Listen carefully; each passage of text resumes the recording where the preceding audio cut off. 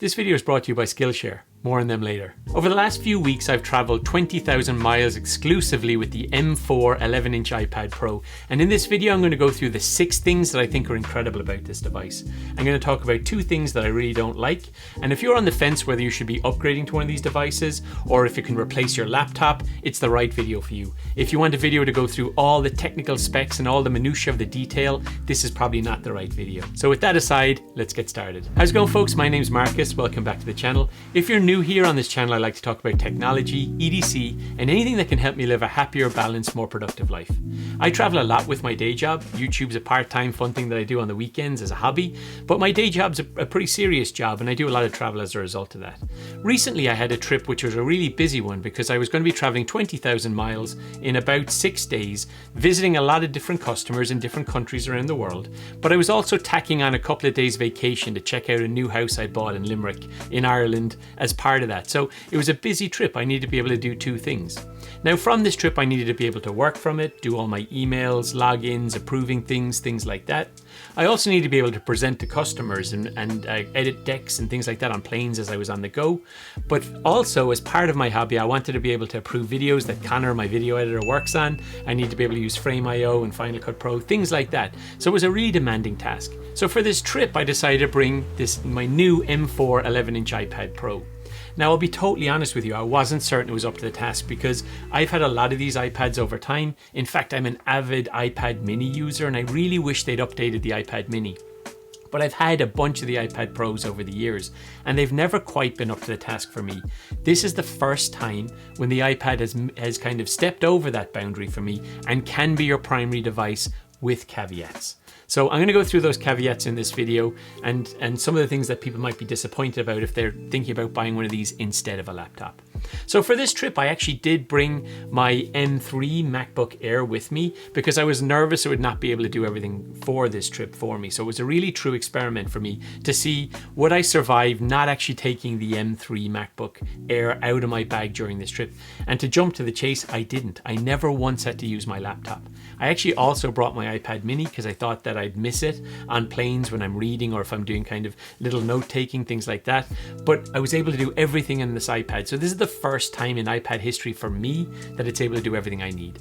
Now, before I go into those 6 categories precisely, I want to talk about my thinking about iPads in general and where they should fit in your lineup of technology. So I don't believe iPads replace laptops. I don't think they're as powerful as laptops are. You can do more on them. I can do more on my MacBook Air or on my MacBook Pro or on my Studio. I can definitely do more on those devices than I can on iPad. For me, it's about convenience. It's about being able to travel with them. It's about being good enough to get you through those situations on the go. So first question, anybody who's thinking about buying an iPad instead of a laptop, get a laptop, get a MacBook Air. In fact, get an M2 MacBook Air. They're going much cheaper now, get a refurbished option. They're crazy fast, they're crazy cheap, and they'll be cheaper than the spec of the iPad that I have here today. So go and get one of those. So the iPad for me is about being able to travel, being lightweight, being convenient on the go, and getting you from where you've got your desktop or your laptop computer through your period of travel and your kind of unusual use back to that station again. So that's how I use my iPad, and this is the iPad that's good enough to do that for me for the first time on its own. So let's jump into the 6 categories of things that I rate this iPad against, with the first one being the display. So Apple calls this the tandem OLED display. It's got 1000 nits of brightness and it's a really crystal clear display. I love it. It's very noticeable as soon as I turn it on. It's got sharp corners on all of your icons. Everything looks beautiful, really nice contrast in terms of color, and very, very usable. There are 2 different types of screens that you can get at the moment. They call it nanoglass, a textured nanoglass, or just your regular iPhone standard glass on it. I chose the standard glass. The reason I do that is because I actually prefer the colors and vibrancy you get from standard glass because it is quite muted on the textured glass, but I also always put paper-like screen protectors on my iPads to get that really nice writing experience with the Apple Pencil Pro. So unfortunately, Paperlike have not brought out a screen protector yet, and I will be reviewing that when it does come out. So at the moment, I'm writing with it naked, and I got to be very careful. But that was my decision between those two glass types. I prefer putting a screen protector like Paperlike wallpaper like on top of it, as opposed to buying the textured glass, which is more expensive anyway. One fantastic thing about this new iPad is they've changed the orientation of the camera. Now the camera used to be on the bottom left when you would be using your iPad, which meant that you were always looking, when someone was looking at you, this is the profile they got of you as they were talking to you. So now with the camera being centered, Face ID just works better. Video calls just look more natural and are way better. And it's the kind of final iteration of where this camera needs to be for these iPads to be true pro models. In terms of the camera itself, I think it's really good. It's nice and clear. It uses a lot of ML and AI to make sure that you look clear. It does great things around blurring the background if you want to or not. There's different levels of blur. And also it has something where it tracks you. So if you move around the screen, it will actually track you where you are so that you're always positioned center within it. And I really like that, particularly for an on-the-go device. So when you're using one of these, you're probably at an airport, you're probably at a hotel, you're probably in a place that's not your home office, not your ideal setup. So having little things like that really help you. Now, in order to help with that professional look when I'm on the go with the iPad, I do bring one of these neck stand systems. Neck stand is super simple, really lightweight and small, fits in my laptop case really easy, but basically it opens up like this. You open it to whatever height you want it to be at, you stick your iPad into it, and it makes your iPad be at eye level with you. So I can still type with it. It's still super usable, still functional. I can still use the keyboard and talk into it, but it gives that face, you know, you're kind of straight on, looking you in the eyes, as opposed to that standard iPad look where you're looking up at someone's jowls and up their nose. So that's something that I would recommend in terms of being a game changer, in terms of it being more professional if you're doing a lot of video calls with it while you're on the go. So the neck stand is something that I definitely consider. Sticking in your bag with you if you're doing a lot of travel, lightweight, doesn't take up much space, but a game changer in terms of professionalism. One of the things I found myself wanting to do is get better at using Notion using my 11-inch iPad Pro. And I looked around for places to do that, and I landed on Skillshare. Skillshare is the largest online community for creatives. There are so many videos on so many topics on there that there's always something to suit you. And I found a series of courses from beginner to advanced on how to get the best out of Notion. In fact, there's lots to choose from there. And because it's a site designed by creatives for creatives, you can find things in terms of if you want to do video making or filming, different things I've learned in the past from Skillshare about YouTube, or if you want to do things on entrepreneurship or Illustrator, different things like that, whether it's productivity hacks, they have different tracks and different courses all dedicated to those. I've learned a lot and had some really great experiences on Skillshare, learning different things that I've been trying to work on over time. And in fact, I'm thinking about creating a course myself on the things I've learned during my time building this YouTube channel. So keep an eye on that space in future. The good news is the first 500 people to use the link in the description below will get 1 month's free trial with Skillshare. You can actually learn a lot in a month. So make sure you go down and click on that link and just check it out, see what's the right thing for you. So if there's an area of your life that you want to up level, if there's something that's on your to-do list, put it on your I'm doing list by joining Skillshare today. I hope it's as useful for you as it has been for me. Back to the content. The second thing I want to talk about is the keyboard. Now this keyboard is very expensive. I've had these before with previous iPads Pros, but this one is way better. They've done a bunch of things. The keys are fantastic. They're like your typical, if you're an Apple keyboard lover, which I am, it's my favorite keyboard. It feels just like one of those. It's got great butterfly keys. They're really responsive, low profile, but feel fantastic. You always know where you are on the keyboard.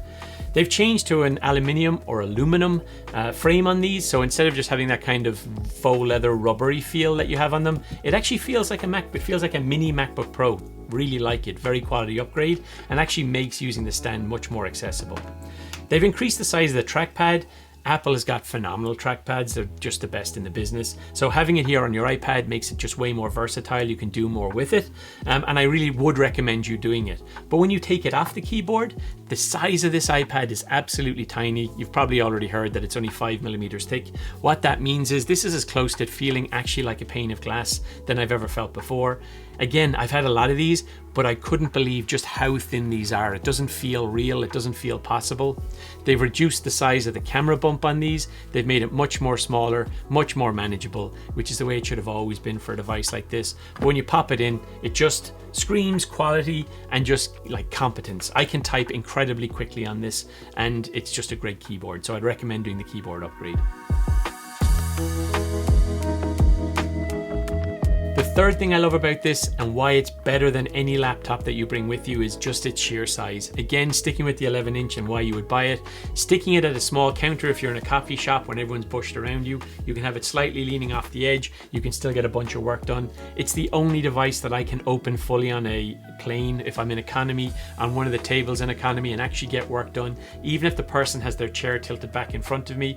When I'm on my laptop, I end up doing this funny thing where the screen is on my lap and the keyboard's here, and I'm doing this dance here where I'm trying to type like this. It's just not comfortable and you can't get proper work done. This, I was able to get more done, and I actually got more done on these flights than I've ever done before. It was one of those ones where I was working on a lot of decks, a lot of PowerPoints and things between visits, and I was able to really power through it using the Microsoft PowerPoint app on the iPad. Fantastic experience and just really, really usable. All of those apps, I'll talk about apps in a little while, but they're all up to speed. They're all great. And having this small form factor with this powerful keyboard really enables that.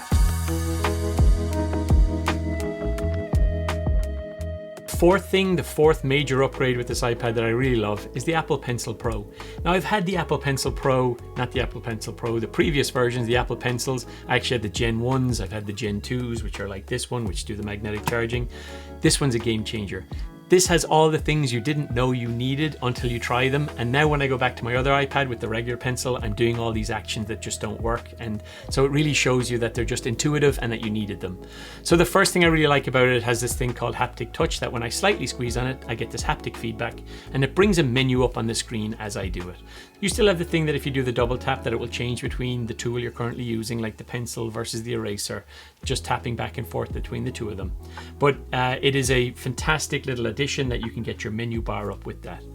Other things I love about the pencil, which you don't notice immediately when you first get it, are as you're writing notes, if you look at it, in software, they've created a shadow on screen.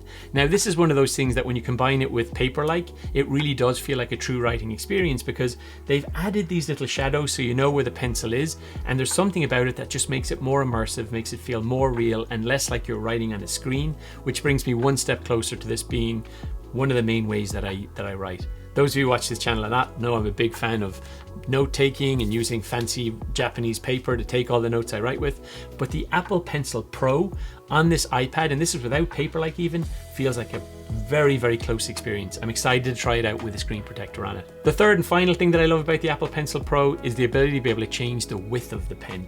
So when you're writing with a true fountain pen and you drive down, you'll have it thicker in one direction and thinner in another, or broader and narrower.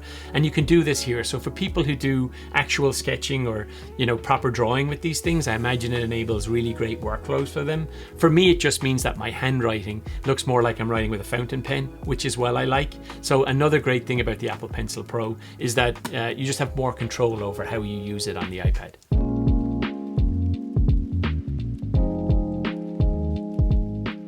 Number 5.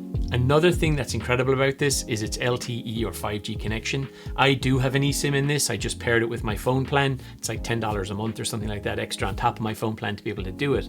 Yes, I've been able to do that with previous iPads, but this time it's just faster and better and easier to use. It seems to pick up a signal better. I actually had a situation last week where I was staying in an Airbnb and there was a power outage on the street while I was working. So I actually closed my laptop, and instead of tethering and getting on my mobile phone, I pulled out my iPad and I was able to jump on Zoom calls. People didn't even notice the difference because I was using this thing. So I was able to jump on my iPad, get all the work done I was trying to get done, all on the LTE signal for 4 hours while we waited for the power to come back on. So having the versatility, the power of the 11-inch iPad Pro with the mobility of your connection to your cellular network really makes this an incredible powerhouse. And I found myself working in more scenarios. So oftentimes I would write a bunch of emails and just leave them there, and that when I would connect, they would send afterwards.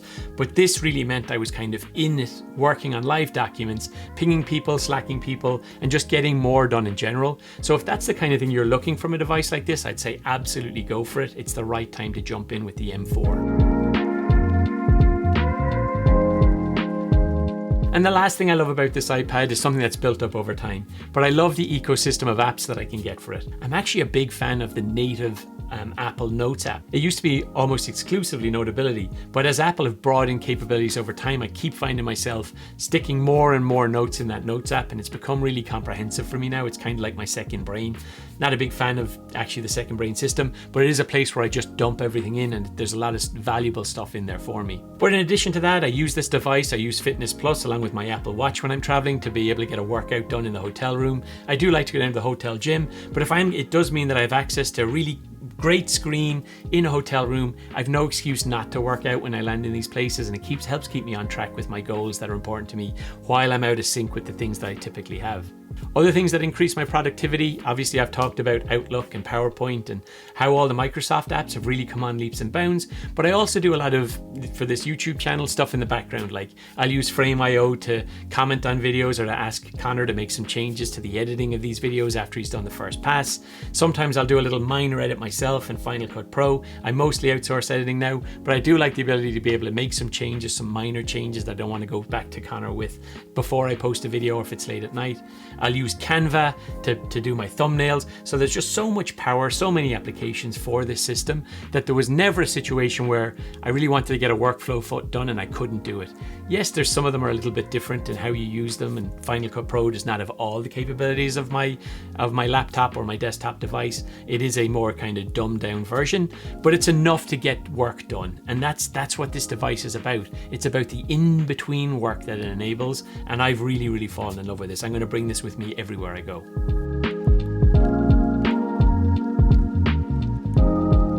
But there are a couple of things that I really don't like about it. The first one is the battery life. I just wish it was better. For some reason, they didn't communicate this. Maybe it's because I was using it more and I was using it with LTE and I've actually been on it the whole time, but it feels to me like I get like 6 or 7 hours out of it, and I definitely got more out of my devices before. Maybe I was just using them less, but I do wish the battery life was a little stronger. I guess that's one of the compromises when you only have a 5mm thick iPad. What do you expect? Where are you going to put the battery? But I do find myself kind of plugging it in, like if I'm on flights or if I'm sitting at a cafe, I'm looking for an outlet to try and get power all the time. Even if it's not low on power, I just want to keep topping it up because so I can get work done when I don't have access to power. So that's something that definitely gives you kind of range anxiety, is that will it have enough battery to get you through the work that you're trying to get done? And the second thing I don't love about it is obviously the price. I've gone for the LTE version, so the cellular version, which makes it expensive. So in terms of screen, I went for slightly cheaper. In terms of cellular, I went for more expensive, Wi-Fi plus cellular, and I went for the 512GB version because I didn't need that much space. I can always plug in. I do a lot of editing.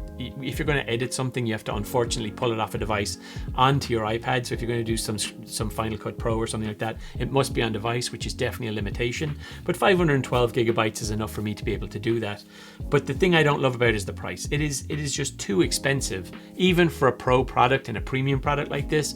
I really think Apple needs to drop the prices on these a little bit, just because they're just not accessible as is. They're definitely premium. I definitely recommend it. And I suppose it didn't stop me from purchasing it, but I do think the price of them makes it confusing. If they really are competing with MacBook Airs, and I think, or even MacBook Pros at some of the higher price points, and at that it doesn't compete. You're talking about two different things here. You're talking about chalk and cheese, as we say in Ireland, very different things, and you just really can't compare the two of them. So what are some of the things you're interested about the M4 iPad Pro? Have you bought one? Have you been thinking about buying one?